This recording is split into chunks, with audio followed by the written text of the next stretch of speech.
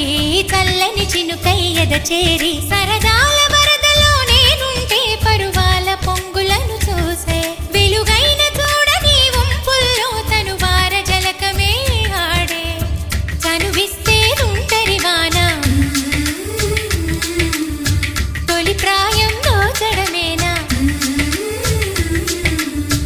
సరికాదే కొంటె వాన